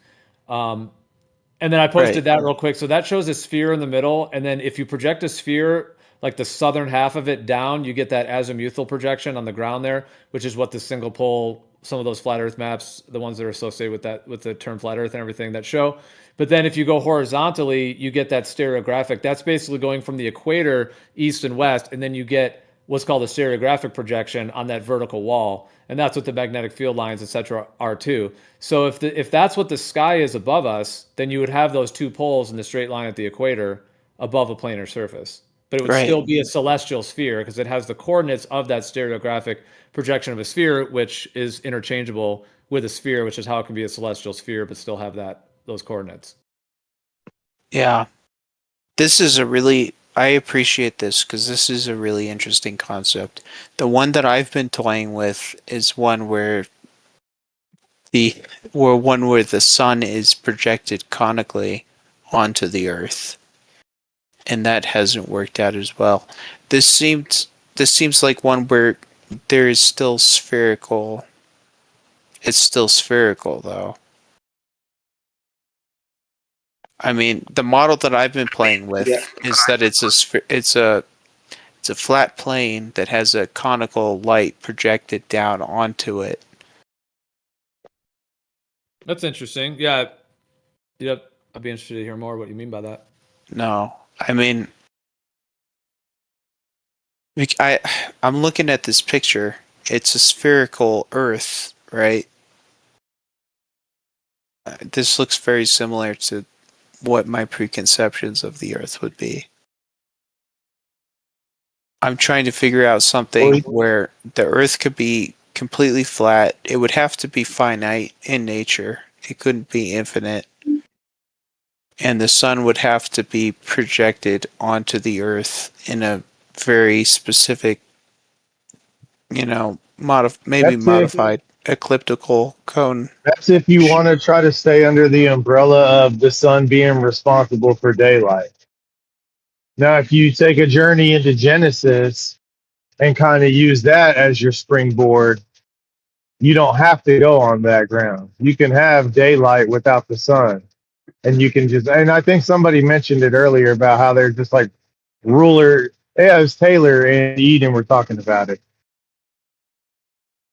Well, I do appreciate that.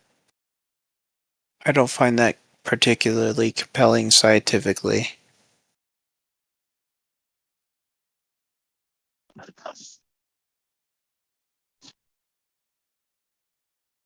I mean, it's like ultimately we're in this. It's like ultimately we're in this predicament where there's no curvature, there's no motion, and from many of our perspectives, it appears as though the ancients were correct essentially for eons of time, having these stationary planar cosmologies that were very nuanced and detailed, and then this and everything linked with the globe not being the case. So it's like just now. I'm not saying you're there yet and seeing it that way. I'm just saying if you see it from that perspective, then obviously we're in a pickle of sorts, if one could say that. Like we're in this situation where, many of the sets of data that are being given to us are either that we're not able to fully verify them. Like the WGS 84, for example, that the U.S. government puts out. I mean, how many people? That's basically the coordinate system for the oblate spheroid globe Earth. No, I'm familiar with WGS 84.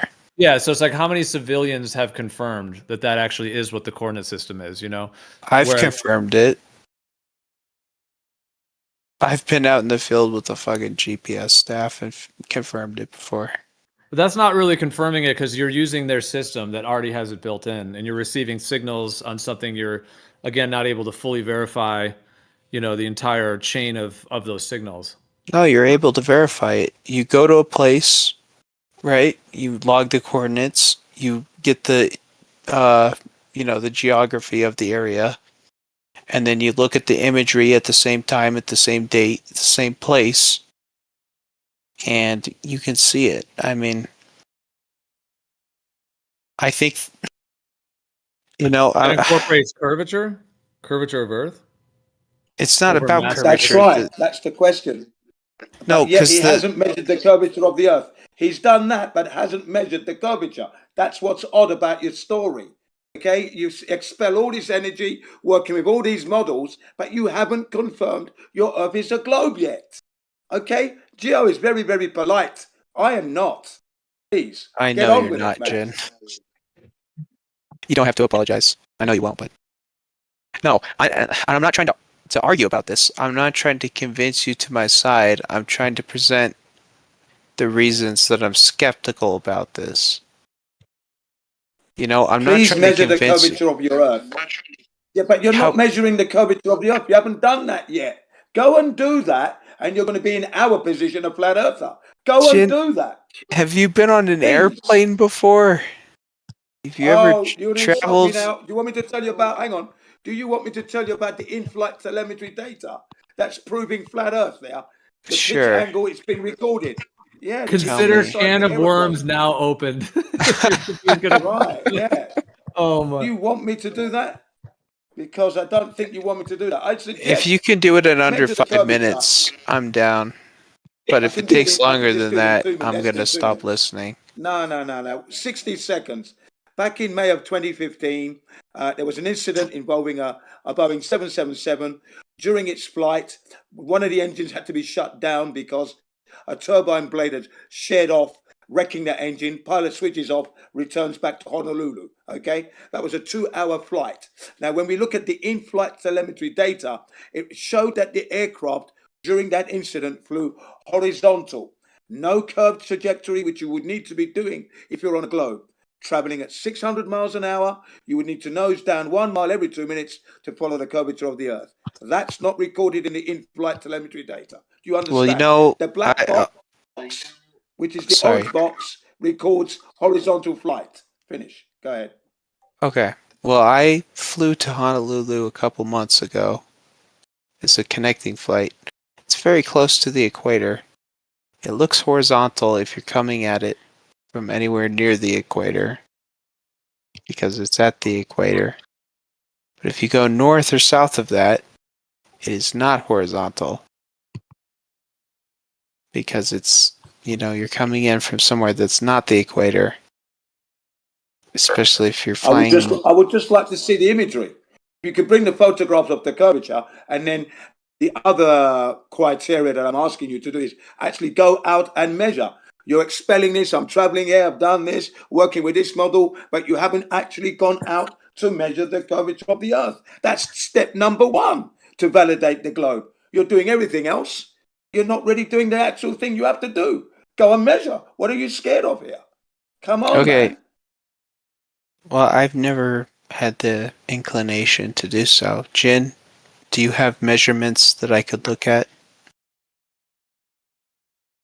I just gave you one story of the telemetry. Let me give you another one. 6,000 miles, London to Tokyo. Heathrow to Tokyo, Narita. 6,000 miles. You flew from Heathrow to Tokyo. Expected curvature to be encountered during the flight. Hang on a second. Look, I am talking to you. Pay attention, will you? Thank you. No, those are like the same latitude, right? Tokyo. London Heathrow, Tokyo Narita Airport. 6,000 miles. 9-hour flight. Predicted curvature to be experienced during the flight.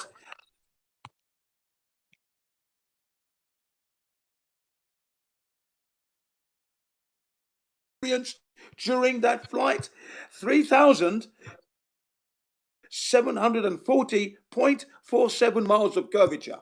I've flown that flight several times, no curvature. My senses were level. My bubble app proved that the flight was level, and the in-flight telemetry data proves that the airplane is flying horizontal. Now, man, that's the problem. I don't have a model, man.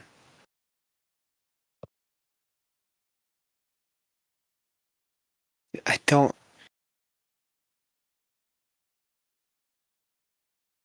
I flew to Tokyo 2 months ago, man. It was a long-ass flight, and the in-flight telemetry said that it was curving all over the fucking place.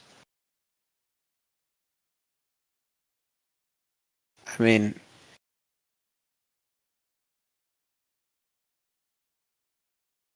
I'm not trying to argue with you. I just legitimately... No, you're trolling, man. You're actually trolling. I'm not trolling you, man. Trolling. You are trolling. I've lived in Japan for 26 years. I'm talking to you from Japan right now. Okay. So for you to say that it was curving all over the place, you're trolling. Please go and measure the curvature of the Earth and validate. Just they have the little computer on the plane. You said earlier we live on a globe.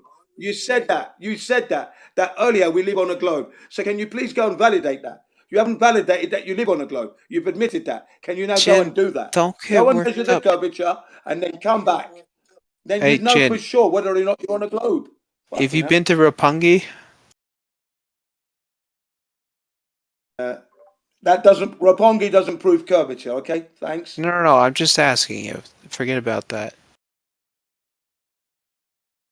I don't want to forget about that. That's something that you need. You shouldn't be forgetting about the curvature and wanting to validate your model. Okay, that's what we're talking about. Couldn't give a shit about fucking Roppongi at this point. Okay. You need to confirm your model. You're running from confirming your model. Okay, so don't forget it. Remember it. The next time you come here, I want to hear you say, when I measured the curvature of the Earth, here's my methodology, here's me measuring, look at the photographs I took. That's me licking the floor where the curvature was, right there. It's Bevan here.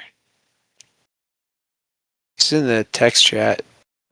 So let me ask you this, are you kind of, the globe model has its, assertions and, the official sort of model and everything else that we were all taught.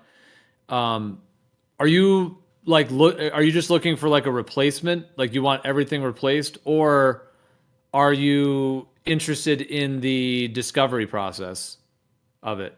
Like, I'm saying, are you just looking for like a replacement? Like, do you just want someone to give you all of the layout, or are you more wanting to inquire with others and be on the journey of uncovering that? Because of course, if we've been lied to about the Earth, then there would be a very authentic process, unless somebody has already, done all of the like independent mapping, for example, like measuring the distance between continents, doing more, basically matching the continents to the sky is ultimately what would be needed independently, and so on. So yeah, like, are you just looking, that's my question, I guess. Are you looking for just a replacement? Or are you looking to actually research and uncover what actually is the truth? I will say I'm very interested in the idea of flat Earth. For me, just coming from my background, it takes quite a bit of a leap for me to start accepting it as truth. And so that's why I'm asking these questions. It's not because I'm trying to disprove it, it's because I'm trying to prove it. I want to understand, because it's quite different from what obviously you've been taught in school. I want to understand it. I want to know more about it, and it just seems that every time I try and dig into it, it always seems like it devolves into this argument where I'm being asked to prove something about the globe, and I can never get any actual answers about what the flat Earth is. It seems like every time I want to learn about the flat Earth, I'm not interested in defending the globe. I'm not interested, as far as if you have questions about what I believe, I'm happy to answer that. But I'm not interested in defending that. I'm interested in asking questions and learning. And No, it seems I like, hear you, but there's yeah, a larger debate, obviously. That's the thing. There's a larger discussion, so there's just different modes. One mode would be a debate mode because obviously people are wanting to debate what is the truth and so on. So there's that mode of it, but then there's also like just the discovery or discussion mode as right. well of just going on that level. So yeah, I mean, depends on where you are and what kind of channel, because there's different channels that have different kind of ways that they kind of host the discussions. Yeah. Um, I will say, I have every single time, and this isn't the only flat Earth server that I've gone into. Every single time I come into one of these, I'm not looking for debate. I'm not trying to prove a point or anything. I'm looking to learn. Like you said, the discovery. That's what I'm interested in. And it seems like every single time I come into one of these, it turns into debate, and the discovery part just gets completely abandoned. That's where I'm coming from. I have no interest in trying to convince people that the 10 Earth is seconds. round. Hold on a second. 10 seconds. Look. yeah, the only one if you doing go that is out- kind of Jinned. He's just jumping on you. Yeah, because he's saying he wants to discover. Part of discovery is to go out into nature and confirm. That's part of the discovery. And what you're All right, going to well then, discover how about give him is something extended productive then? horizontality. That's all. I know, but okay. But then what? How could he do that then? Well, maybe give him tools that he could. How would he do that himself? How about that? Then that could be something he could learn from instead of Right. Yeah. So why don't you give an example then, if that's what you think? If that's what you think would be helpful, how would he do that? Right. Let's propose an yeah, experiment, Jin. You propose me an experiment. You give me the instructions on how to perform it. I'll go out and perform it, and then I'll come back here. Well, basically, go out and make some long distance observations and see how much curvature you can measure and find. Okay, that's as far as I'm going to help you. Okay, you want to discover? How comes I discovered it by myself? And when I look back in my own life now, when I say I discovered it by myself, obviously it was brought to my attention that the Earth isn't a globe, and I thought that was silly. But then, in order for me to be sure, I had to go and check it. But before I even checked it, I realized I hadn't been living on a globe. So my past experiences were telling me that it's flat. Then I went to confirm it. Now I did it myself, long distance observations through flights, looking back at the history of my life. Okay, so you can do the same. Okay? Didn't have anybody holding my hand or holding anybody's hand. I did it for myself. So go out, take some observations across the land. Okay? See what you can see and measure. Jin, so I come... Your model, remember. In my industry, we write things down. When we want people to see what we see, we write it down, how to see it, what steps to take. You know, you don't just say, you have to see it from my perspective. You write it down. You give out steps. You write a procedure out. That's how you convince people. And I appreciate your candor, but you're not convincing me right now. You're not giving me a path to follow. That's what I'm not here asking to for. convince you. You are to convince yourself. You've got to convince yourself because you haven't done it yet. Okay, that's the problem. You haven't actually gone out, used a methodology like I just gave you, for example. You haven't didn't done give that. a methodology. You just gave a bunch of vague... long distance observations. Go make an observation. Just go look out a telescope. Make an observation where you don't have to invoke refraction and it matches the globe. Prediction. Start there. That doesn't mean anything. What does that entail? Can you walk me through this? That's what I'm asking. It sounds like you need a lot more studying then. Right. So you want me to prove your methodology because you can't be bothered to write it down. No, prove your model. Go out and prove your model. That's what Jim's saying. I don't have a model. I just... Yeah, I mean, that last few minutes. I mean, okay, so yeah, you could definitely do long distance. You can do long distance observations. The thing is that you definitely can see much further than what the physical, geometrical, limitations of what a globe would allow for. You can see far beyond that.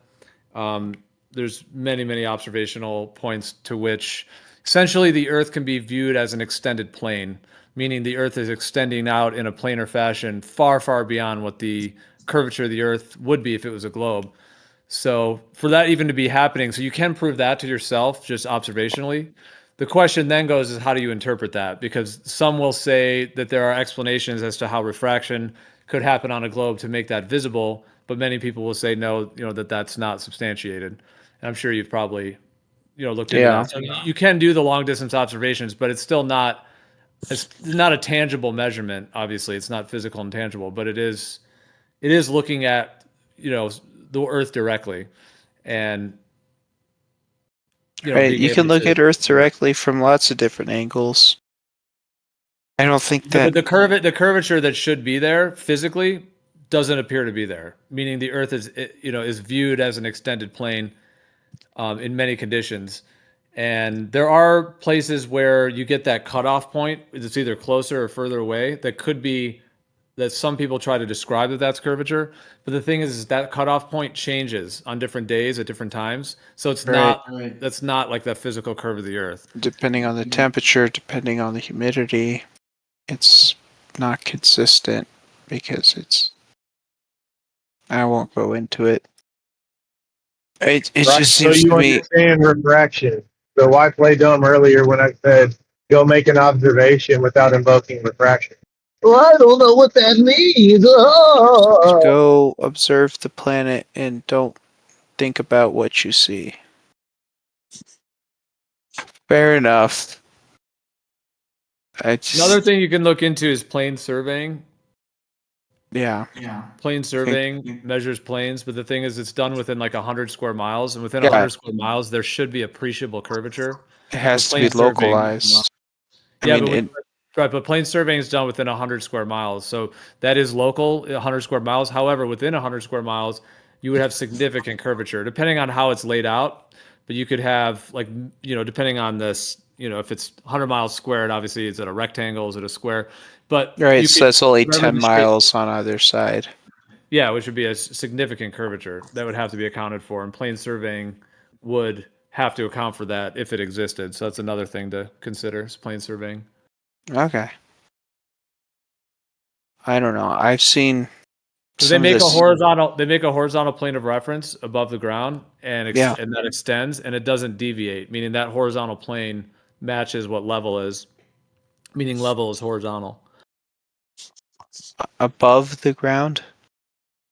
Yeah, like if you make a horizontal plane of reference above the ground, and then Like- as you extend that across the ground, it's horizontal and level. And if there was curvature, let's say at 10 miles, it would be like 66 feet. So by the time your extended plane got to the end of that 10 miles, there would be a 66-foot deviation from that horizontal plane from the Earth. But that doesn't occur. We just get Does planal surveying measure elevation? above the ground. It measures elevation above the ground. Well, that's one feature in terms of plane surveying. Yeah, that's one component of it.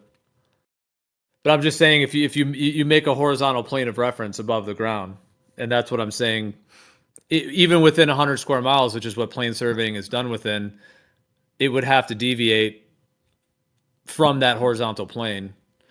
Therefore, It plane assumes surveying the wouldn't Earth's really even surface exist. is a flat plane, simplifying calculations of measurement.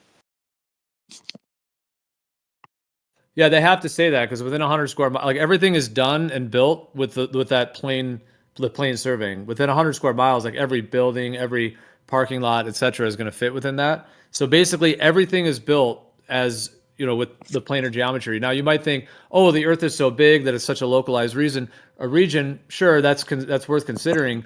But the thing is that when you actually look at what the curvature rate is of the globe, and you look at how they use plane surveying, like I said, within 100 square miles, there would be significant curvature that would have to be accounted for. Right, so I would guess that towards the edges of the survey, as you get further away from the point of reference, it would be less and less accurate.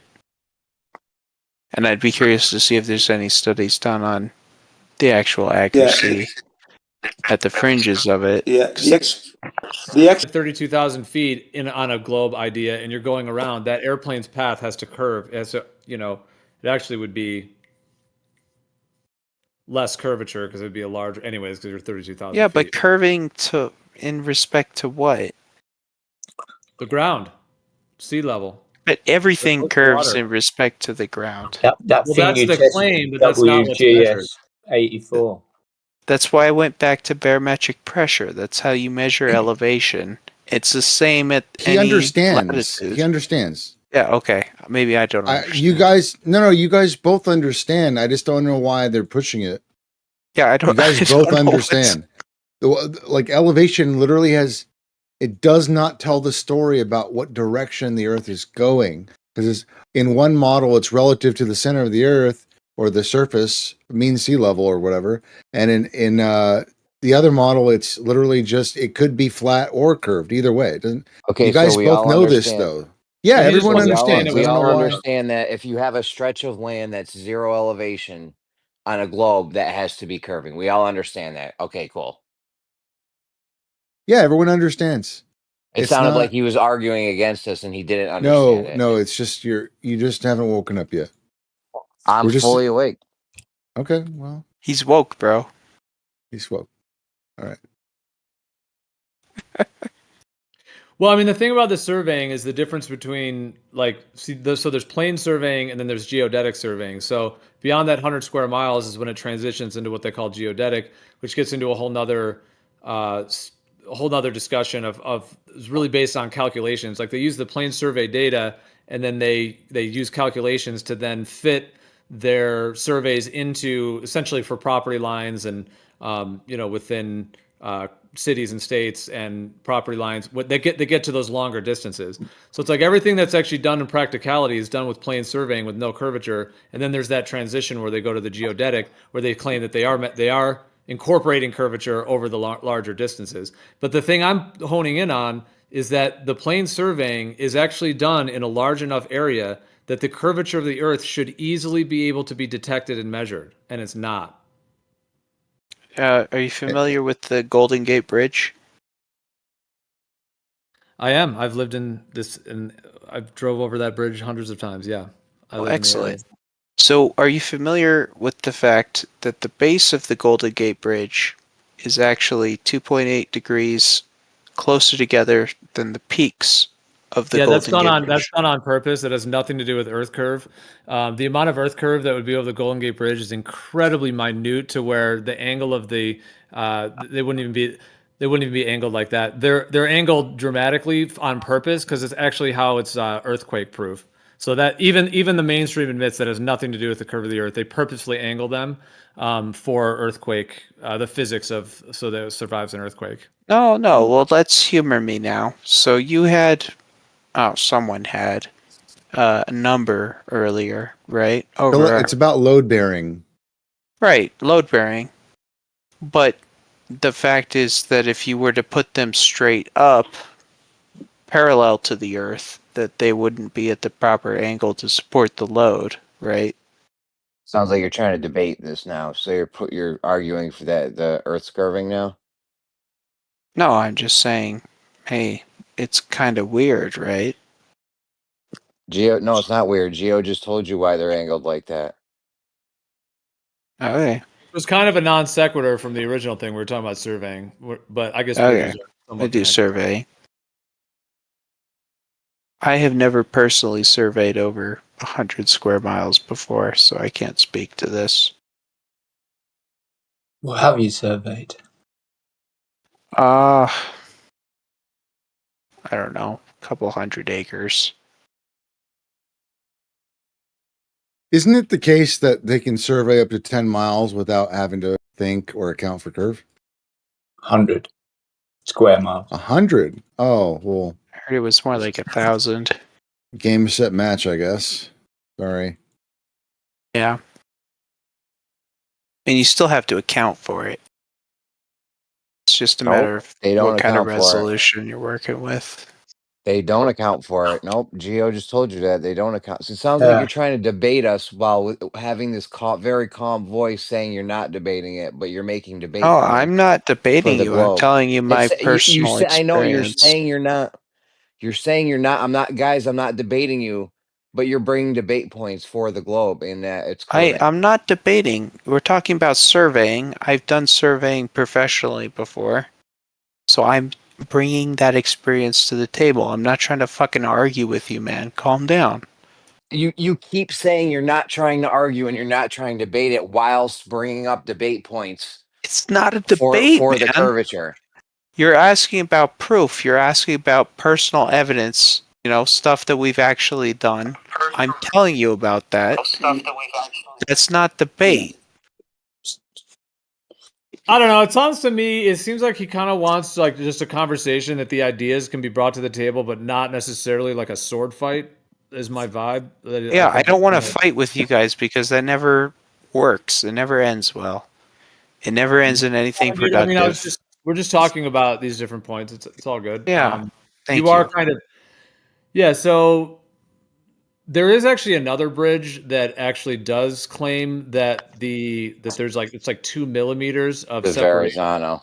Yeah. So that bridge actually does use that point, which I don't know if you're mixing up that idea with the Golden Gate, but the Golden Gate one is not that. The Golden Gate is very dramatically angled, which, like I said, for that tiny bit of distance there, that's not even what the curvature rate would be.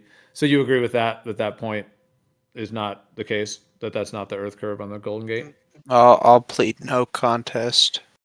Well, I'm just saying, was that a point I don't know, have you checked that point? Or that was my understanding, was that it was angled specifically because there was curvature between the difference of the bases. If you're telling me that that's not the case, I'm willing to believe you. I haven't looked it up. Yeah, but the water is level. Under that bridge, the water is level. Okay.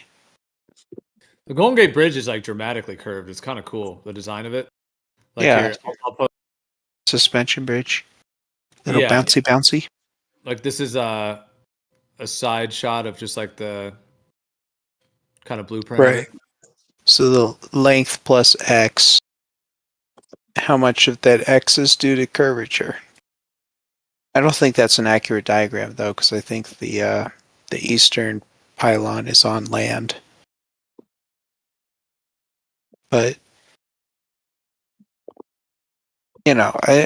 I'm willing to accept it just for the sake of argument. Which we're not arguing, we're discussing. We're very civil here. Well, the one you're thinking of, like I said, is the Verrazano Bridge. That's the one they do claim is connected to the Earth curve. Tell me about the Verrazano Bridge. Tell me why they're wrong. Are they wrong? They're just claiming that it's tilting. They didn't actually measure. There's no measurement of that actually happening. It's just some guy making a baseless assertion like, "Yup, it's we know we're on a globe, so these things have to be tilting because they're plumb." That's all. Is it a baseless assertion? Someone else brought it up. It must be based on something. It's based on the nutcase idea we're on a globe. Yeah. Yeah, that's pretty dramatic. The bridge sways in the wind also. I know.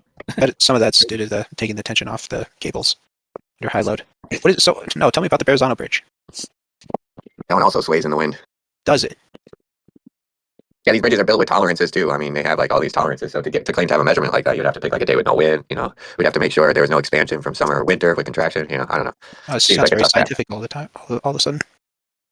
But tell me, right, if you did measure it, you'd be right back to the optical shit, and all that optical stuff is no bueno, because I mean, there's guys out here for the globe that are surveyors or theodolite enthusiasts. Some guy here that owns like 100 theodolites, and they're measuring the horizon above horizontal. So what is if you think these are actually measurements that's going on here, they're not. There's just an optical phenomena. Like it can't be like these guys can't be making that measurement unless you think Earth is breathing. They're not measuring. What is a theodolite? You said that you've done. It's a tool that measures. I think he's used satellites to do it though. A satellite, a theodolite? What, guys? What? What? Am I confused? You said that you've done surveying. I have. You know what a theodolite is? Then you know what a theodolite Hold on. is. Theodolite, is that a satellite? Yes. Okay. Yeah. No, a satellite's not a satellite. No. Let's see. Oh, it's Hold on, not? man. I'm sorry, I've never heard this word before. I'm not trying to be rude. No, what tool did you use to survey with? Is what they're asking you? Oh, we use GPS. Just a GPS device. That's it. Well, we had maps as well. GPS and a map. That was it. Yeah, we looked up the location on the map. You go to the place on the map. You confirm it with the satellite. Write it down. Take the measurements. It sounds like that might not be the same kind of surveying that we're talking about. No, it's not like surveying houses. It's much larger distances, so we weren't able to do the point of I don't know, what is it called? Like point of view.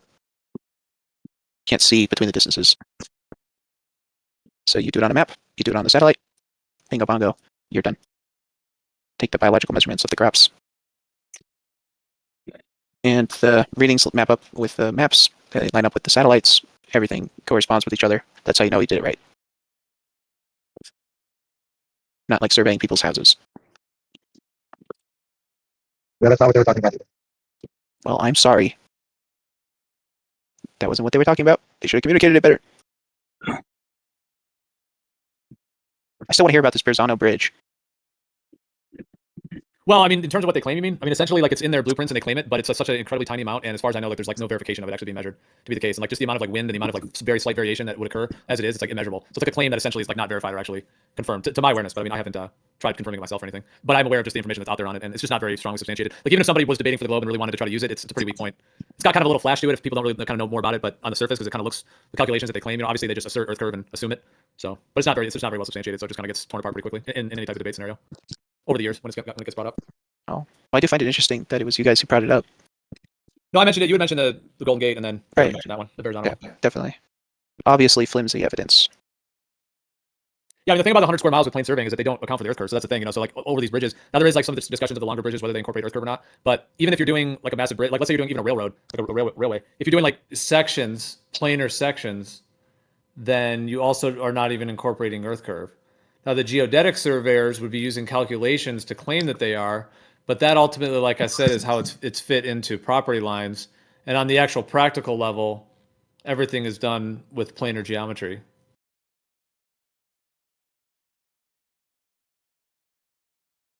Yeah, plane surveying is using rise over run, which absolutely does not work with a globe. Also, that's how everything is built, using rise over run.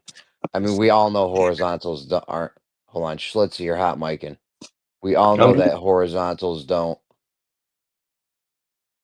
We all know that horizontals don't slope, and rise over run would not work on a globe, and horizontals would have to slope on a globe. So all I gotta do is pull the trigger on it. Not good enough to fuck that. That's the problem. fresh. If someone is hot talking, micing. we Hold can't on. hear it. I'm just a chill guy, man. Have you changed your name? Oh. I don't want to do that. How did I invite you? You didn't invite me. I don't even know who the fuck invited me here. I thought that's what you said. No, you invited me to another server. Yeah, that was also a Flat Earth server. Did you have this name when Yeah. you did that? Yeah, I never changed my name. It was a while ago. I don't expect you to remember me. Yeah, I can't remember you now. But I remember you, Bev. I think you got banned Awkward. from the politics channel, Flat Earth. Yeah. Yeah. That's yeah, those guys are assholes anyways. Can be. They I think we're all are. capable. You guys are much more chill than they are. Those guys are like tweaking 95% of the time. You know what? I'm not going to disagree that it's possible they might be tweaking.